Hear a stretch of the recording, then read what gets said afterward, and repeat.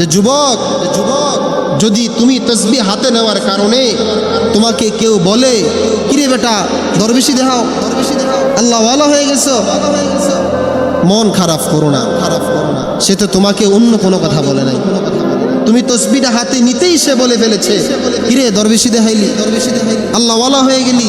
তো বোঝো, একটু চিন্তা করো, যদি এই তসবিহ পড়তে পড়তে আল্লাহকে রাজি আর খুশি করেই ফেলো, তো মানুষ তোমাকে কি পরিমাণ আল্লাহ ওয়ালা, কি পরিমাণ আল্লাহ, কি পরিমাণ আল্লাহ। দুই নাম্বার কথা, তসবিহ হাতে নেওয়ার কারণে তোমাকে দরবেশ বলছে, বুজুর্গ বলছে, তোমাকে তো আর খারাপ কোনো কথা বলে নাই। যদি তোমাকে দরবেশ না বলে, বুজুর্গ না বলে, বলতো কিরে ফুটটা খোর, গাঞ্জা খোর, বাবা খোর, ইয়াবা খোর, এগুলা বলতো, তাইলে তোমার কাছে কেমন লাগতো?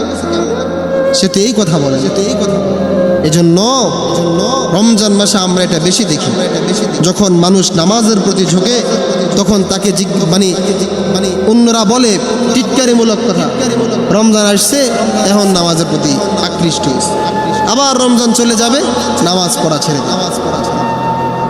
রমজান তো মূলত আসেই আল্লাহর ইবাদতের জন্য, রমজান তো মূলত আসেই মানুষ আল্লাহ তাআলার কুদরতি পায়ে সেজদা দেওয়ার জন্য, ঠিক না? তাইলে আমাকে দরবেশ বলে সমস্যা নেই।